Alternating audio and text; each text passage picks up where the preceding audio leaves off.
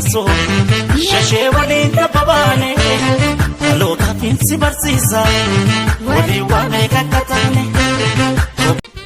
Seenaa koo kanarraa meeqa keessantu waa barataa laata jechuunaan eegala. Dhalootuma koo irraa eegalee haati kooyyummaan na guddiste. Akka dhiirattis akka dubartiittis ijoolleen ma qofa qabdi. Guyyaan hunduu nuuf guyyaa gaddaati. Haati koo guyyaa hundumaa imimmaan isheen fuula dhiqatti. Abbaan koo bara 1998 sababa siyaasaan mana hidhaatti boqate. Ergasii kaasee haadha koof homaa jireenya mijatee fi hin beeku. Keessattuu dubartii abbaa warraa hin qabne waan taateef namoonni itti roorrisu. Jireenyi dachee kanaa wal maraa wal xaxaa nama keessa lixee bahee dhabeetu beeka. Ani barattuu kutaa 7ffaan ture. Yeroo haati kee isheen gadaamessa isheetti si baattee cimisuudhaan kan si deesse ija kee duratti yeroo isheen gudeedamtu arguu caala wanti nama gaddisiisu maaltu jira? Yeroo kana osoo dhiira ta'ee jedheen hawwe. Silaa gadheen dhuftee haadha kootti roorriftu miti jedheen boo'e. Maalin godha? Anis hireen koo akkuma haadha koo gudeedamu boru ammoo ana gudeedu miti jedheen egeree koof sodaadhe. Gudeedamuun ishee nama ormoo osoo hin taane obboleessuma abbaa kiyyaa ta'uun isaa immoo gadda ulmiina cabsuutti ta'e. Silaa kan jajjabeessee nu cinaa dhaabbatu inni garuu sana gochuu hin dandeenye. Jireenya keenya kan ittiin gaggeeffannu haati kiyya qoraan cabsitee gurguruun yommuu ta'u kun ammoo egeree keenyaaf balaa guddaa qaba. Sababni isaa dugdi ishee madaa'ee sadarkuma qoraanicha cabsu haga dadhabdu irra geessee jirti. Anis haga humna kootii yeroo isheen laga qoraanii deemtu ishee faanaan deema. Namni qabeenya isaa keessatti illee nu reebee beeka. Kan qoraan keenya nu harkaa fudhatanillee ni jiru. Maqaa koo himuun anarraa hin eeggamu. Sababni isaa himuun gaarii miti waan ta'eef. Fira kan jedhamu homaa waan beeknu hin qabnu. Obboleessi abbaa kootii kan nuti nu jiraachisa jennee abdannillee waan dabaa gadda irratti gaddanuu fida'e malee jabaadhaa isin waliinan jiraa jechuu hin dandeenye. Waan nama ajaa'ibu ammoo waanuma abbaan keenya ijaaree fi lafa abbaa keenyaa kan kooti jedhee mana seeratti nu himachuu isaati. Aniif haati koo gaafa xalayaan waajjira poolisii irraa dhufe nu dhaqqabu nama shiboon elektirikii qabe taane aayyoon ofirra gadi teessee mimmaan roobsutti kaate. Ani onneen koo na danfee dubbachuun dadhabe. Osoon hin beekin imimmaan ija kee irra gadi lola'uutti ka'e. Ofirraa haqachuuf caarraa hin arganne. Boru maal akka taanu tilmaamutti ka'e. Xalayaan dhufe sa'aatii 24 keessatti mana kana gadi lakkistanii ba'uu qabdu jedha. Ammas irra deddeebiin dubbise. Xalayichi sanuma dubbata malee waan jijjiiramu hin qabu. Dacheen kun osoo afaan bantee na liqimsitee jedheen dacheetti dubbachuutti ka'e. Dachee na dhageechaa? Dachee maaloo afaan banii na liqimsi. Gidiraa kiyya si keessattan ubbaafadhaa jedheen iyye caraane watwaate. Fira keenya jennee kan nuti abdannu mana keenya keessaa nu baasee daandii gubbaatti ol darbate. Torbanuma sana keessa lafti keenya akka gurgurameen dhaga'e. Dubbachuuf namni dubbii keenya dhaga'uuf gurra nuuf ergisu hin jiru. Qaama seeratti iyyata geeffannus kan nu harkaa fuudhee ilaalu hin arganne. Jireenya daandii irraas kan eegalle bara 2007 ture. Yeroo kana anillee mana barnootaa kanan irraa adda ba'e waggoonni 2 darbaniiru. Haati kiyya aarii kana irraan kan ka'e dhukkuboota garagaraan qabamtee rakkatte. Amma isheen dalagaa dhaabdeetti. Waanuma ani dalagee fiduu jiraanna. Ammaanis guddadheera. Dhiironni tokkos na adamsuu eegalan. Ani garuu nama kamiifillee gaafii jaalalaa deebiseefii hin beeku. Kun ammoo ijoollee baay'ee biratti waanan tuffadhee jalaa callisu itti fakkaata.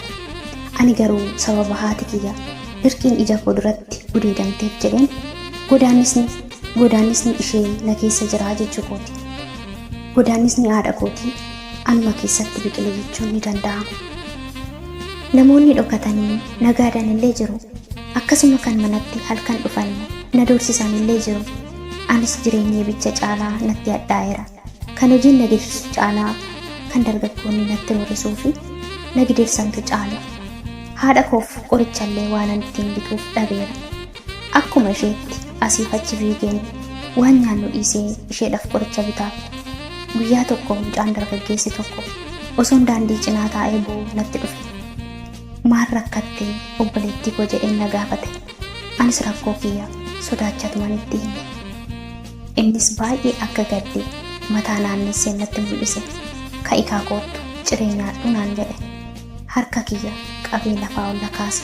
Anis mormuu hin dandeenye. Sababni isaa baay'ee beela'eera. Nyaata erga na nyaachisee booda qarshii 300 boorsaa isaa keessaa fuudhee natti hidhate.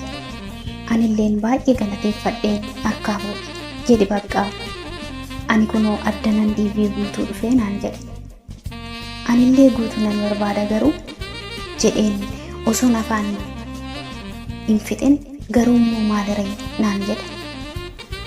Anis yoonaaf bahee haadha koo dhiiseen deemaa jedheen deebiseef.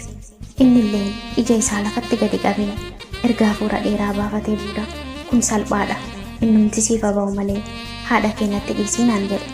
Anillee nama keessa akka namni jiruun bare. Tole jennee waliin seenne bunnee baane.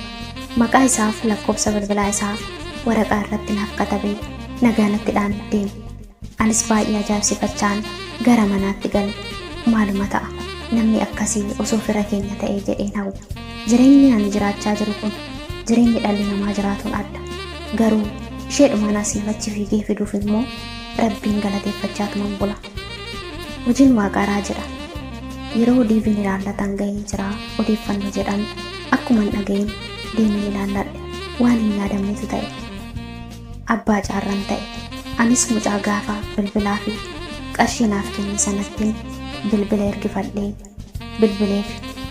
Innis hedduu naaf gammade. Homaa hin yaadda'in waa'ee haadha keetiif yoo ta'es qarshii ittiin deemtus haala siifan jeessaa naan jedhe. Gammachuun koo daangaa dhabe akkan ta'u wallaale.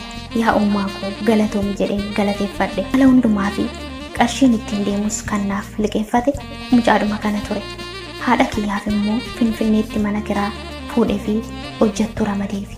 Anaan immoo homaa hin yaadda'in naan jedhee na gaggeesse. Anis achi taa'ee dalageen liqaanarra jiru hundumaa cufeen mana haadha koof bitee itti galche. Har'a ani biyya Ameerikaa deemuun koo waggaa 4 ta'ee jira. Mucaan kan akka abbaatti akka obboleessatti na tajaajilaa ture kun har'a immoo osoo abbaa manaa koo ta'e jedheen hawwa. Maaliin godha garuu waan akkasiis natti hakaasu jedheen afaan isaa irraa eegeen dhabe. Ammallee abdii hin kutan fedhii isaas hubachaan dhufe. Guyyaa tokko osuma bilbilaan haasofnu waan tokko si gaafadha natti hin gadditu miti naan jedhe. Anis ati anaaf qaama kooti maalifan sitti gadda.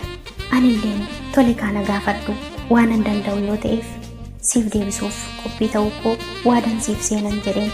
Innilleen baay'ee gammadee tole aantii koo jedhee itti fufe. Osoon si waliin gaa'ila hundeeffadhee natti tolaa naan jedhe. Anilleen deebisee firoo koo anatti illee ni tolaami jedheen deebiseef. Lamaan keenya iyyuu miira gammachuun guutamne.